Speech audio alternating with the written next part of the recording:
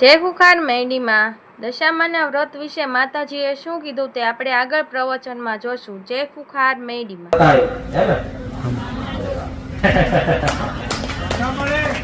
મારા બધું ધ્યાન રાખવું પડે. કંટાળો નહીં આવતો તમને? ના આવે તો કે 2 રવિવારનું ચાર્જિંગ કરેલું ઓછું થઈ ગયું. કાંઈ જ નહીં, હા કોઈ વાંધો નહીં. જો મારા ભગવાને હિન્દુ ધર્મમાં એટલા બધા તહેવારો, એટલા બધા વ્રત ને એટલા બધા ઉપવાસ મૂક્યા છે, આખું વર્ષ કરો તો ઓછું પડે. કેટલું બધું નહીં, ચાલુ ચૈતર મહિનો ને શ્રાવણ મહિનો ને દશામાના વ્રત, ગણપતિનું નોરતા, ચૈતરના નોરતા, દિવાળી, બેસતું વર્ષ, રક્ષાબંધન, ચાલુ એ સારું છે.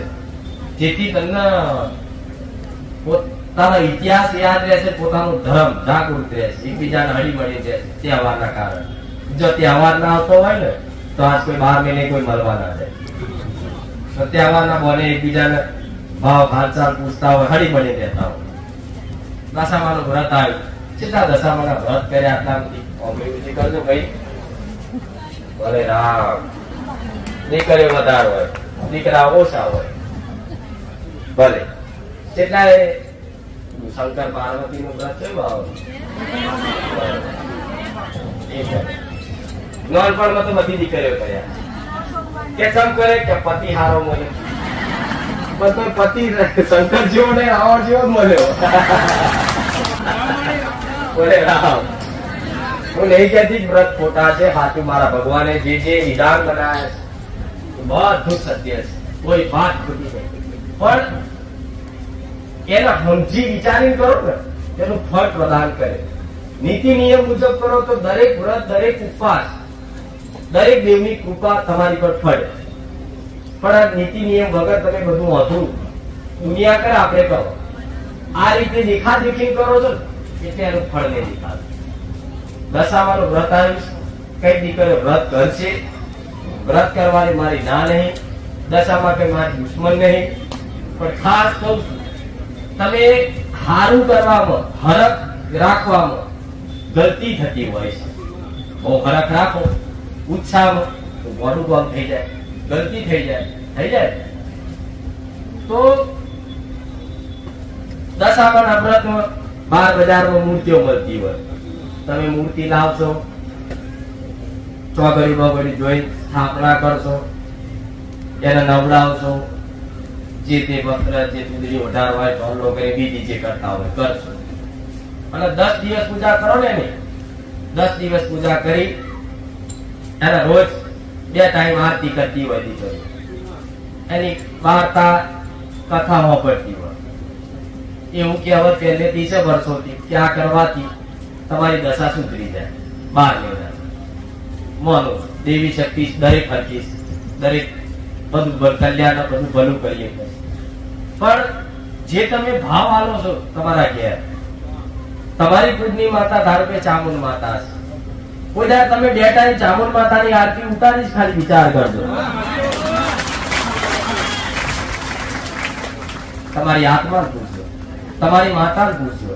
હું ના નહીં કહેતી હો, અગર દુનિયા મારો વિરોધ કરે, માતાજી નવી પરંપરા લાવસ, પણ ખાલી વિચાર કરજો તમારી કુળની માતાની કોઈ દર 2 ટાઈમ આરતી કરી છે?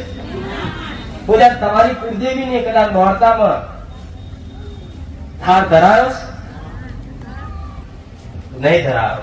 આ તો દીકરીઓ 2 ટાઈમ પહેલા ચા પીવડાવશે, આરતી કરશે, પ્રસાદ છે ફરિયા ઊંધી આખી સોસાયટી વેચવા જશે, આરતી લઈને જશે ને.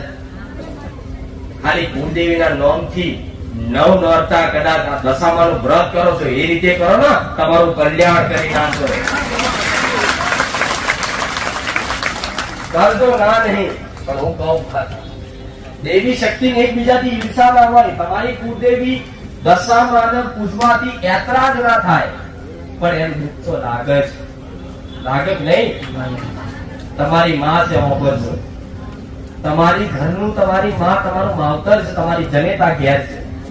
પણ તમારી માસી, તમારી કાકી કે કોઈ સગા સંબંધી તમારા ઘેર આવ્યા, તમારી માં ખાટલા બેઠી છે, અને એને હાથર બરફી પેડા લાવી ખવડાવો, તમારી મારો તો એવો વિચાર થાય દીકરાએ મને કોઈ વાર બરફી પેડા નહીં ખવડાય તો ખરા.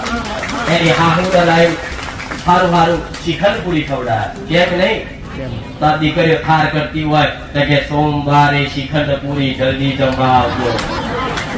તો ચામુંડ માતા કે છે તો હો તો શ્રીખંડ પૂરી જોઈ નહીં 12 મહિના. પાછી શ્રીખંડ પૂરી તો થાળી હોય જ નહીં, થાળી ખાવાનું. તમે નશામાં વિચારે કે દીકરી હું તો શ્રીખંડ પૂરી ખાવા આવી, શ્રીખંડ પૂરી તો ચાલે.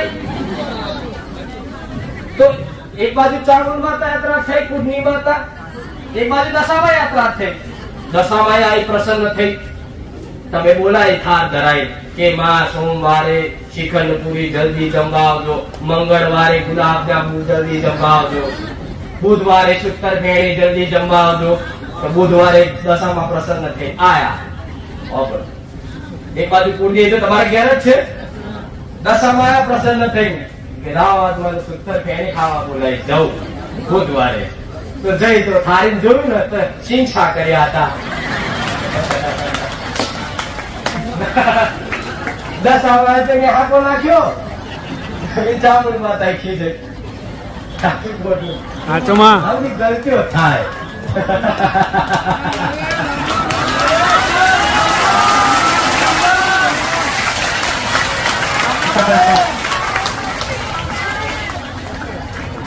એટલે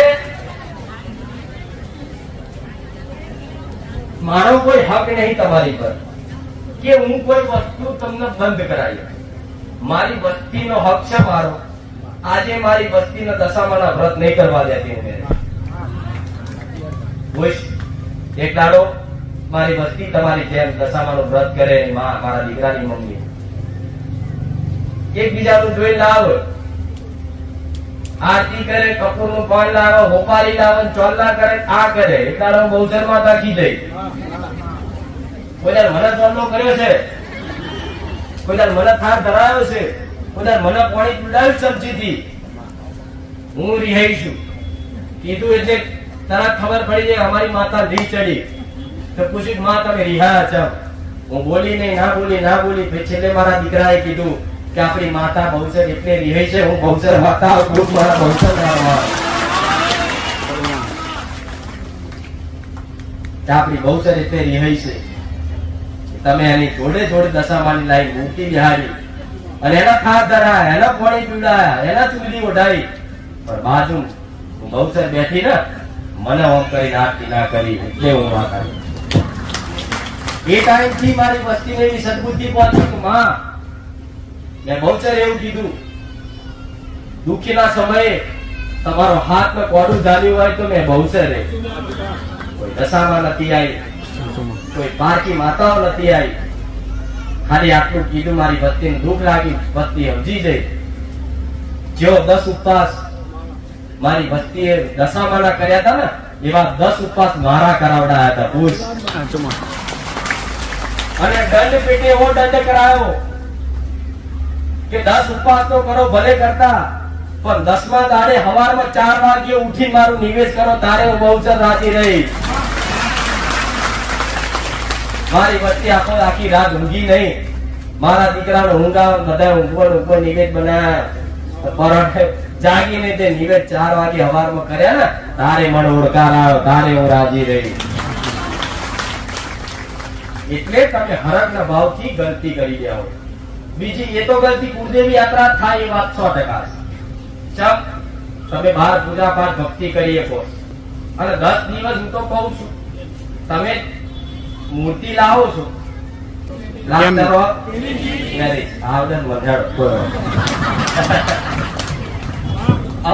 રિવાજ પહેલેથી વર્ષો જૂનો છે. દશામાનો વ્રત કરવાનો રિવાજ આજકાલનો નહીં, વર્ષો જૂનો, વર્ષોથી પરંપરાગત થયેલી આવી. બરોબર. તો પહેલા પ્લાસ્ટર ઓફ પેરિસ નતા, સિમેન્ટ પીઓપી એ કહેવાય એ નતા. એટલે મૂર્તિઓ શેની બનાવતા? આવો